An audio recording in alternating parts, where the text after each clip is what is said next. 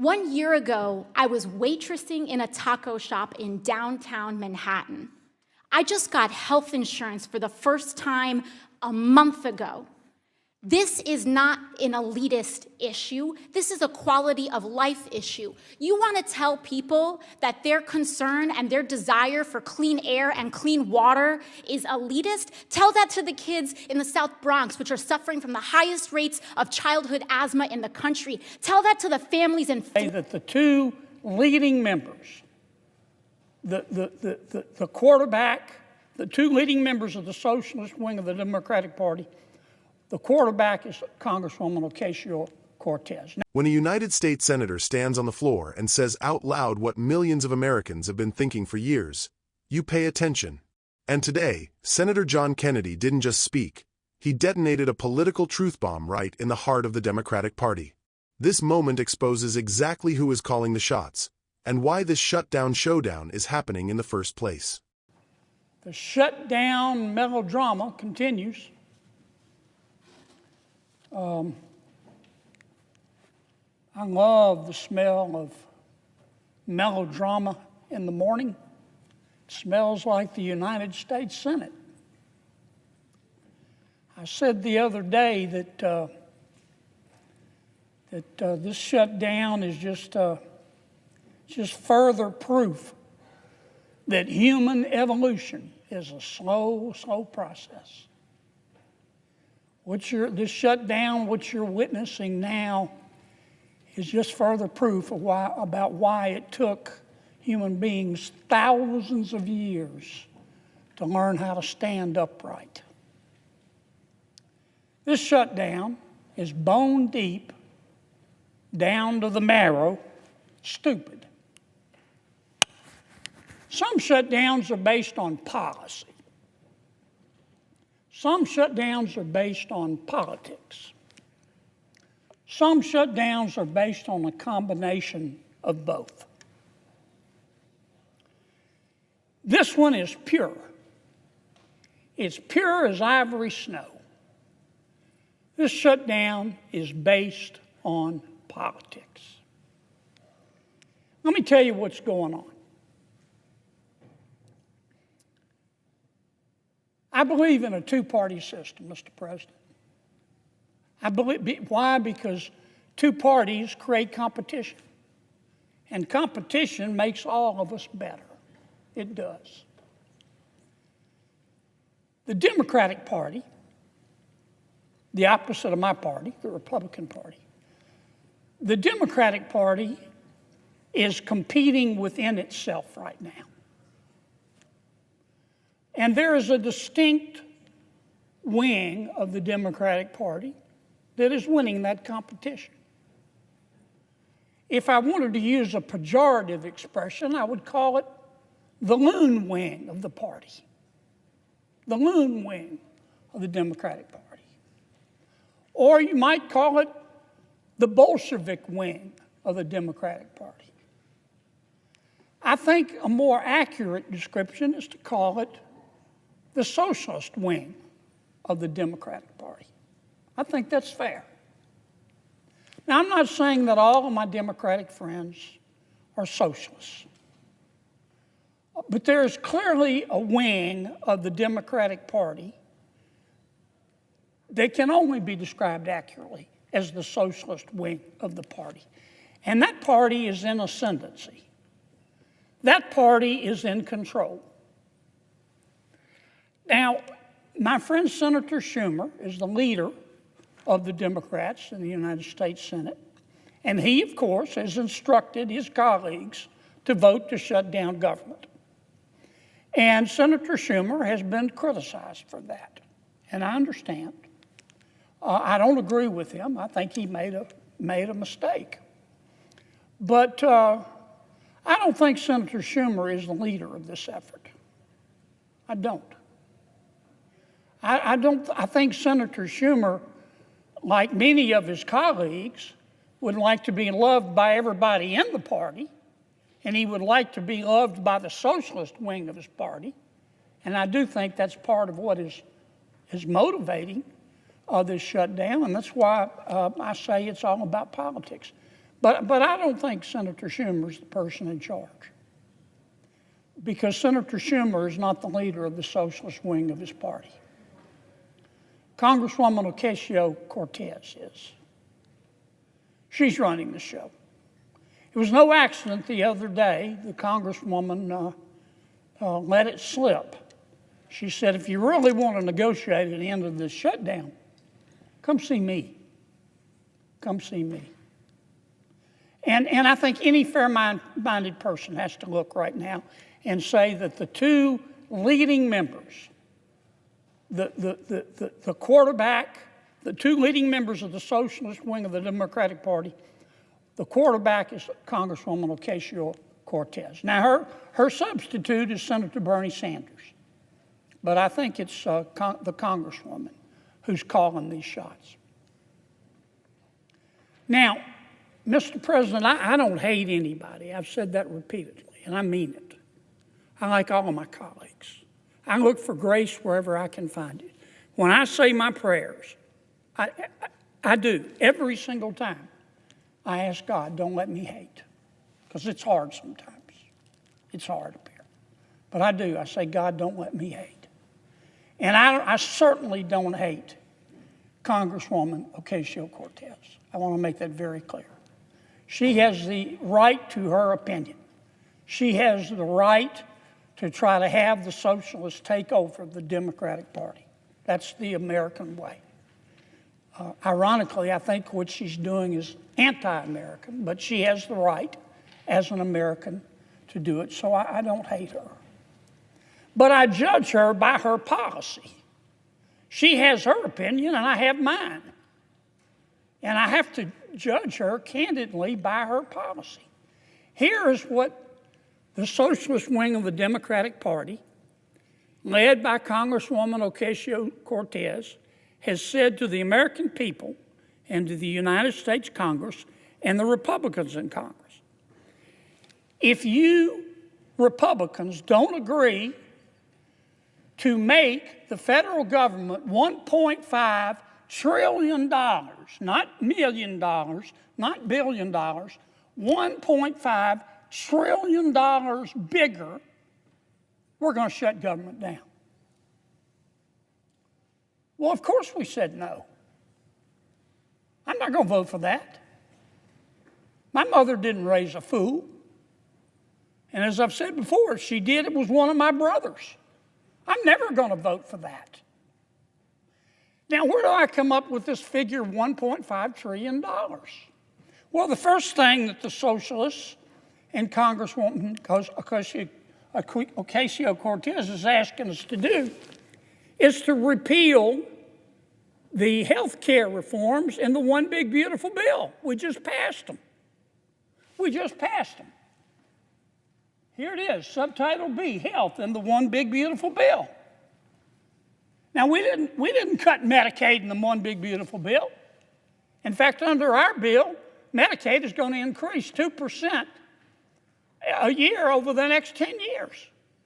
Now, what we did by reforming Medicaid, which Congresswoman Ocasio-Cortez wants us to reverse, we cut out the waste and the fraud. For example, we found out that there are, no kidding, I'm not just making this up, we found out that there are 2.8 million people on Medicaid who are double dipping in America. They're either signing up for Medicaid in Louisiana and Mississippi, double dipping, or they're signing up for Medicaid in Louisiana and they're signing up for the Obamacare subsidies. That's called cheating. Our bill would put an end to that. And it would save about $140 billion on 10 years. The socialist wing of the Democratic Party and Congresswoman Ocasio-Cortez want us to reverse that. The second thing we did in our health care reforms in the One Big Beautiful Bill is to say you've got to stop lying when you apply for Medicaid. Under President Obama, we had virtually no eligibility checks. People could walk in and the Medicaid folks would say, how much do you make a year? And they could say $30,000 a year. And they say, okay, you qualify. Now, I trust people. I've said it before on this floor. I play cards with my friends all the time. They're friends. I cut the cards anyway. We have found, for example, just in Louisiana, we did a statistical sample of the people on Medicaid in Louisiana. Our auditors found 1,600 people on Medicaid making $100,000 a year or more. That's cheating. So our bill put an end to that. Congresswoman Ocasio-Cortez and the socialist wing of the Democratic Party want us to put it back. They want to let people cheat. What else are the socialists asking for in this $1.5 trillion? Well, they're saying we don't want people who can work to work. We put a provision in our bill that the Congresswoman and the socialist wing of her party want us to take out that says, look, if you're between the ages of 19 and 64 and you're able-bodied, we're not talking about a mother with a sick child in her arms, you're able-bodied, you're perfectly healthy, and you don't have any dependent kids at home, then if you qualify based on income, we'll give you Medicaid, but you have to work.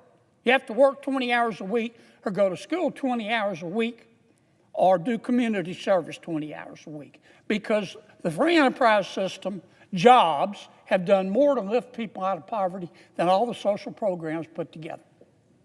That's what's called a work requirement. What's wrong with that? Those who can't work should work. Our welfare programs were meant to be bridges, not parking lots. Congresswoman Ocasio-Cortez and the socialist wing of her party want us to reverse all of that. What else do they want us to do? Well, they're upset at us over the Affordable Care Act. Now, let me tell you what all this is about with the Affordable Care Act. Under Obamacare, if you are a low-income American, you're entitled to Medicaid. If you are a middle-income American, you have a job, then chances are you get insurance through your employer. Most people do. But if you're in the middle, you make a little more money than the poverty level, but you can't get insurance through your employer, we provide what's called the Obamacare exchanges. So when we talk about the Obamacare subsidies, that's what we're talking about. It's about 24 million people. And it was meant for lower income people. Up until 2019, it was all for low-income people. And then in 2019, without any Republican votes, President Obama said, look, we're in a pandemic. We're going to raise the limit. We're going to say there are no income limits on Obamacare paid for by the taxpayer. We've got 24 million people on Obamacare. When they raised the limits, you can make any amount of money and still get a subsidy. That added about 1.6 million people on Obamacare. Obamacare was meant for people who make from roughly $30,000 a year to $130,000 a year, families of four. Now, because President Biden raised the cap, we've got people making $600,000 a year, $150,000 a year, families making $200,000 a year, getting subsidies from the American taxpayer. Why? Because they said we needed it in the pandemic. The pandemic is over. And that's why the Democrats, when they passed the bill, put in a provision that says at the end of this year, those extra subsidies are going to end. Congresswoman Ocasio-Cortez says no. Until you agree to let them continue, to let anybody at any income level get subsidies, we're going to shut government down. That's their third demand. And that is part of the $1.5 trillion. And finally, of course, the Congresswoman is saying we we want you to give $500 billion. Not $500,000, not $500 million, $500 billion. We want you to give $500 billion to the Corporation for Public Broadcasting because we like what they say. Well, we just eliminated money for all forms of media in the Affordable Care Act. Now, those are the demands. Those are the demands. I'll mention one more. Congresswoman Ocasio-Cortez got very, very upset, as did the socialist wing of her party, when the president sent over what's called a rescission package. Basically, President Trump just said, we want you to take some stuff out of the budget that we think is wasteful. And we did. And that upset the Congresswoman. She's entitled to be upset if she wants to. But that really upset the socialist wing of the party. And so we took out, and here's what they want us to put back in. We found that under President Biden, they were spending $3 million for circumcisions and vasectomies in Zambia. We took that out. The Congresswoman says, we're going to shut down government until you put that back in. We found $500,000 of American taxpayer money for electric buses in Rwanda. We found $3.6 million for pastry cooking classes and dance focus groups for male prostitutes in Haiti. I kid you not. I'm not making this up. It was in the budget under President Biden. We took it out. Congresswoman Ocasio-Cortez in the socialist wing, the loon wing of the Democratic Party, says we're going to shut down government until you put it back in. I'll just read you a few more that we took out. They are demanding we put back in. $6 million for media organizations for the Palestinians. $833,000 for transgender people in Nepal. $300,000 for a pride parade in Lesotho. $882,000 for social media mentorship in Serbia. $4.2 million. We took it out. The Congresswoman and the socialist wing of their party says we got to put that back in for the open government. $4.2 million for lesbian, gay, bisexual, transgender, queer, and intersex people in the Western Balkans and Uganda. I could spend the rest of the afternoon here. We took all that out. It upset Congresswoman Ocasio-Cortez. It upset the socialist wing of her party. And now that wing of her party and the Congresswoman are threatening all other Democrats and saying, you've got to shut that government down until we get what we want. And part of what they want is to add this kind of stuff back into the bill. And that's what this fight is all about. We're in the process of negotiating a budget with our Democratic friends. We ran out of time. The cutoff was midnight Tuesday night.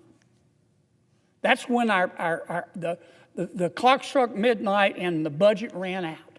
What we had asked for and what we're still asking for is let's continue to negotiate, we meaning the Republicans and the Democrats, for 6 more weeks and try to agree on a budget. That's all we're asking. We're not asking for any additional appropriations, any conditions, any stipulations. All we're asking for is what we call a clean CR. All we're asking for is just further negotiate. And Congresswoman Ocasio-Cortez, who has done a stellar job in rising to the leadership of her party as a member of the socialist wing. They're about to elect a socialist mayor of New York. I think Mr. Mamdani's going to win. They have said to our request, let's just continue the status quo for 6 more weeks. They said, we'll give you 6 more weeks if you will give us $1.5 trillion. That's what they're demanding. And that's why we're shut down. Now, let me say it again, Mr. President. I don't hate anybody. This is America. I sure don't hate the Congresswoman. She is entitled to her opinion, but I'm entitled to mine. And she can criticize my policy positions, but I'm entitled to criticize hers.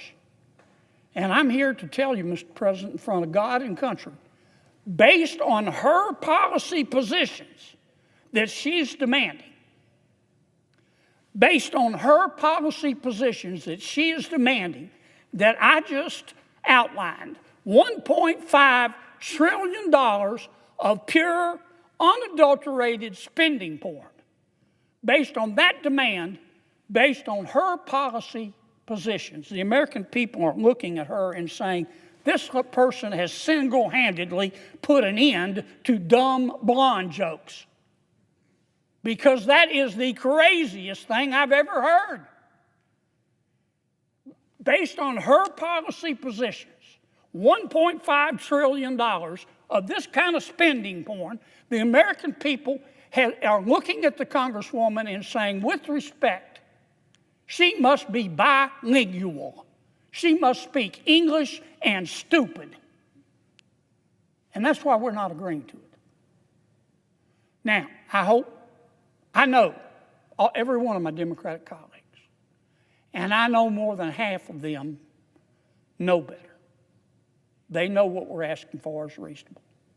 I'm just asking them to meet us halfway.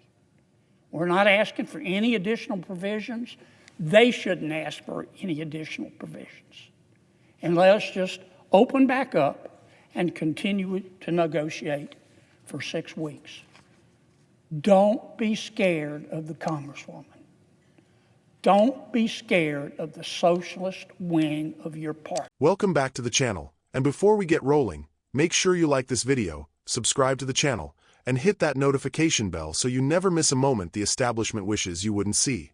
Now, let's talk about what just unfolded on the Senate floor. Senator John Kennedy didn't mince words.